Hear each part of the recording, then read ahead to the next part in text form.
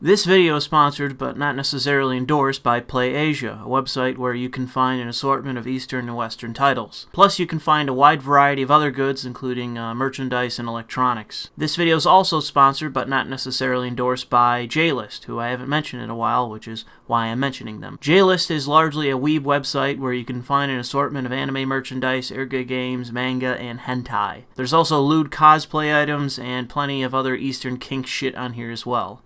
Links will be in the description. So this is Louis, and I'm here to discuss Black Lives Matter and the recent police shootings here in the United States.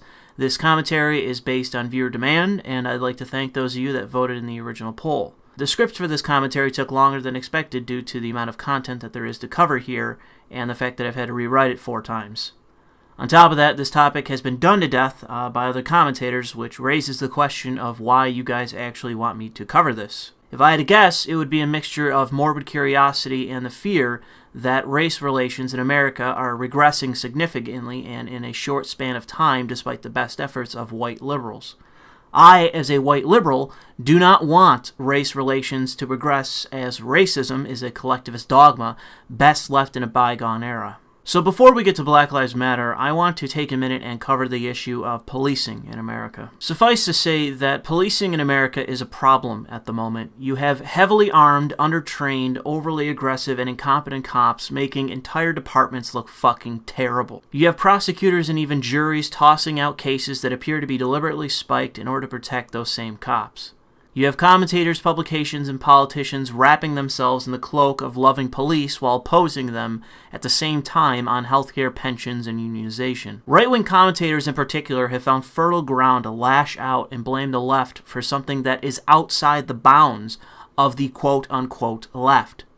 Plus, we're talking about an issue that does have 2 sides to it. As far as I can tell, fewer cops are dying in the line of duty now than in the past. That doesn't mean that things can't change for the worse, but what it does mean is that an exceptionally violent year does not necessarily break this trend. You will have more cops killed by random criminals than by lunatic Black Lives Matter supporters. That doesn't mean we avoid the topic of targeted assassinations by these same people, but what it does mean is that we don't link criminal behavior exclusive to black people, and we don't conflate black Americans with Black Lives Matter. I find the "We Was Kings" meme funny, which I'll credit to an internet aristocrat, but it's important to remember that the reason why we despise Black Lives Matter is due to their racism and behavior. Be careful in distinguishing the behavior of racial supremacists and those that happen to share their same skin color. Getting back to the issue of policing, the culture in many departments across America may not be exactly productive, and countless cops may be undertrained, but that shouldn't result in some of the cold-blooded shootings by police we've seen recorded and uploaded to YouTube.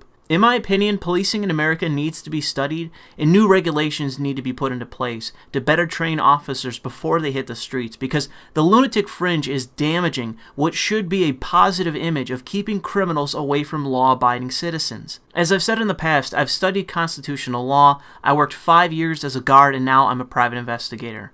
I've been doing this job for almost a year, and already I've helped law enforcement in prosecuting several scumbags. I'm on the side of order, not just in terms of the principle, but in terms of what I do, my actions. I'm not a cop, but I travel in the same areas. I see the same fucking scummy people. I've investigated a guy in Buffalo with another investigator there for backup who was obviously a drug dealer. I had a guy chase and threaten to fucking kill me that was operating a chop shop out of his house in the middle of nowhere in upstate New York. Nothing I've seen or experienced in the past 6 years in the private sector side of surveillance and law enforcement justifies executing someone for no good goddamn reason. We can identify what's wrong with policing in America and change it using the legislative process. Any psychopathic or grossly incompetent cops will be weeded out if we have the right practices in place. Now onto the other side of the issue, you have the protesters, who, since the very beginning, have done nothing but undermine their position, which in many ways could be the winning side of the argument, but for many reasons, they aren't. In order to win this debate, you need to have the ethical, moral, and logical high ground, and Black Lives Matter, as the spearhead of the campaign to reform policing in America, have done nothing but act like a gaggle of fucking fascists. You have these idiots shutting down events, acting like textbook fascists on college campuses, bullying politicians who are on their side, constantly bullying random people, shutting down highways for, mere attention, blocking EMTs from getting to fucking emergencies. These people are fucking fascist degenerates, and every day that passes, they only seem to get even worse. By the way, those examples that I just gave are not standalone incidents. Black Lives Matter has repeatedly tried to shut down speaking events, including more than one instance with Milo Yiannopoulos, although it's hardly just him. Black Lives Matter has taken over the stage at numerous left-wing events, including gay pride rallies, leftist rallies, and most famously, hijacking the stage from Bernie Sanders mid-speech. Black Lives Matter has incessantly taken over college campuses all over the country, and the end result is the intimidation of fellow students to the point where if these people weren't black activists, they would have been immediately expelled. Because no one would tolerate fascist right-wing activists intimidating students on college campuses. The entire country would be in a frenzy to rightly kick these assholes off campuses. But because we're dealing with a group that has the full support of entire university departments, diversity chairs, administrators, and tacitly with the Obama administration, they can get away with absolutely everything. The problem of college campuses in particular is what is giving foundation to this race-based fascist movement. The only means we have to quell what is happening on university campuses is to remove quote-unquote diversity departments, defund the asinine derivative-Marxist social sciences, change the current federal laws on campus regulation, empowering this behavior, and purging campuses of these fascists. If you have failing grades, interfere with campus police, and intimidate fellow students, you should be expelled. But does it end there? Of course not. You have these idiots blocking highways and putting the public at risk. You have these fucking people, these absolute, unequivocal fascists, blocking first responders from getting to the scene of an emergency. Does it get any lower than this? Can you get any lower than deliberately ensuring the death of an innocent person because you and your mob of fucking degenerates have the power to do so? Because that's their justification. They have the might, so they have the right. It is the lowest form of mob rule that would have the ancient Greeks reeling in disgust. But you have these fucking assholes calling for the democratization of this and that. This is what democracy looks like when you are a race-based fascist movement trying to spread anarchy because occasionally an incompetent cop kills someone. The Baltimore riots was the turning point for me when I went from neutral to opposing Black Lives Matter.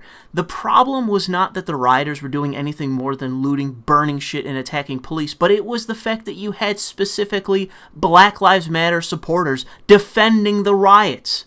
As if this had anything to do with protesting or activism. Rioting is not activism. You don't get state or local legislators to change existing policy by burning down cities and looting stores. And by the way, I'm going to cut in here. I'm going off script. There was another riot that just happened. There was another fucking riot that just happened that related to Black Lives Matter, where some person supposedly got shot, and you had fucking just pandemonium in the streets, people going apeshit. There are numerous reports in this instance of these people, these so-called activists or protesters or whatever, when they're just rioters and fucking fascists, attacking specifically white people for being white. This is insanity.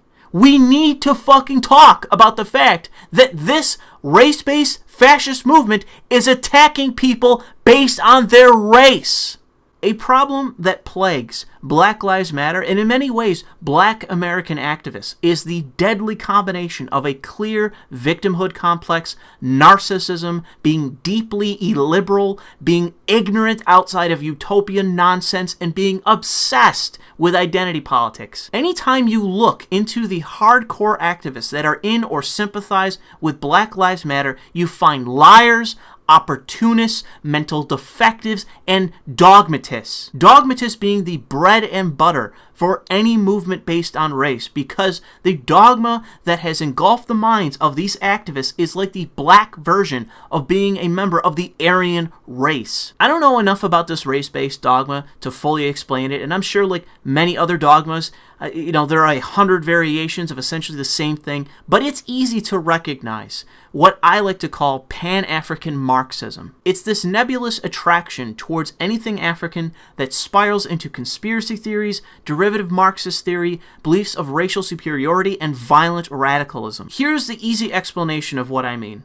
If you believe that white people are the bourgeoisie and that black people are the proletariat, then you are a Pan-African Marxist. If you favor race segregation, oppose mixed-race couples, and believe that black people are superior to whites, then you are a Pan-African Marxist. If you believe that white supremacy is to America what patriarchy is to feminists and capitalism is to communists, then you are a Pan-African Marxist. If you believe that white people are inherently racist and that their only means of combating said racism is to support your fascist movement, then you are a Pan-African Marxist. I want you to consider what I'm saying about Pan-African Marxism in the same light that you could relate the relationship between a Christian and an atheist. My concern isn't your Christianity.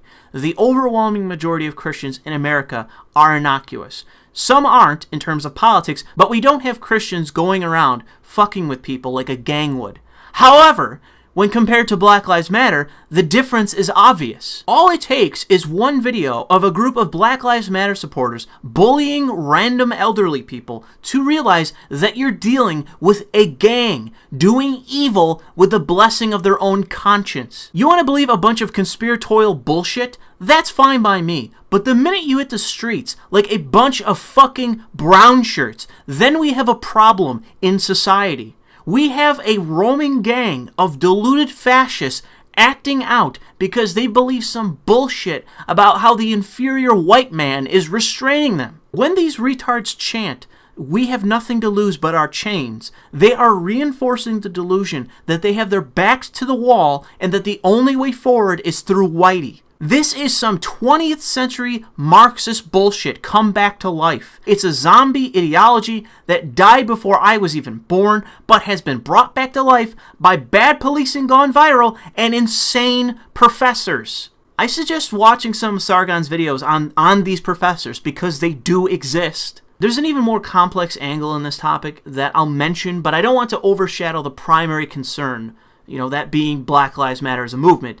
And that is self-destructive behavior. This is a sort of subtopic as it relates to Black Lives Matter and can even be associated with aspects of black culture in America, but the story of Corinne Gaines is the bedrock of what I mean. Corinne Gaines was killed barricaded in her own home by police as they attempted to execute a warrant that I believe was for her arrest. Rather than comply with police, she threatened to kill officers with a shotgun that she brandished at them. Corinne Gaines, if you look into her, is a textbook narcissist. Vile, extremely superficial, and self-obsessed to the point where she uploaded an interaction with police where she screamed at a patrolman for having the nerve to pull her over for illegally operating a vehicle. Bear in mind that the second angle you're about to see is recorded by her 5-year-old son, who was later shot in the standoff because she was using him as a human shield. Corinne Gaines was a self-attributed member of Sovereign Citizens, a revolutionary anarchist group here in America that seems to be entirely composed of fucking violent, cop-hating lunatics. Black Lives Matter supporters wasted no time in inventing a false narrative that Corinne Gaines was an innocent victim when the truth was the exact opposite. She threatened police on tape, uploaded it, and was killed in a standoff with police after threatening to use a shotgun that she recorded herself loading while using her fucking child as a human shield. Black Lives Matter has an issue of using every shooting by police to demonize police, despite how often that once investigated you realize that the shooting was completely justified. And as someone who hates anarchists, and criminals, you could not find a better case of if anyone deserves to die, it's a gun-wielding utopian fanatic threatening violence, okay, because fucking license plates exist. Before I end the video, I want to cover the recent police ambushes, because that in many ways is a frightening thing. The last thing we need at this point is for there to be more cops on edge because we have mental defectives running around setting traps in order to kill them.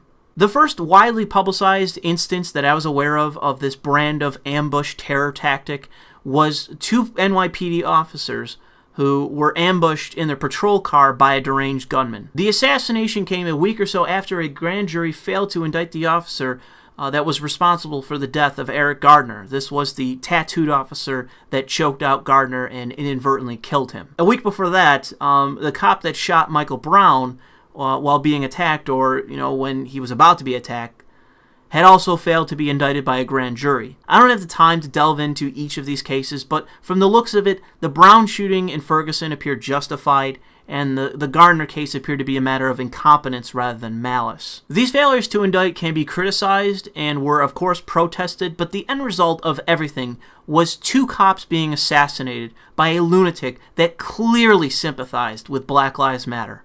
He wasn't leading the fucking group, but he made all the same noises, named the same names, and carried out a revenge fantasy that, we all know was not unique to him. If Gamergate supporters were doing what this guy did, you'd have wall-to-wall commentary calling for gamers to be put in fucking internment camps. I'm not saying that that's any solution, but what I am saying is that let's be clear about who the terrorists are. Because while I'm sitting here playing fucking Beat Blade's Haruka, you have a fascist mob screaming for cops to be assassinated. The second instance that I'll mention is the assassination of 5 officers in Dallas, Texas on July 8th of this year. I could honestly dedicate an entire video to what happened here, but suffice to say that it was a fucking tragedy. The gunman in this case had ties to black supremacist groups and obvious sympathies to Black Lives Matter. He had military training and set a trap for police to walk into during a Black Lives Matter protest. I have to move on, but again, what happened here was disgusting. Based on the evidence released, this was very similar to what happened in New York,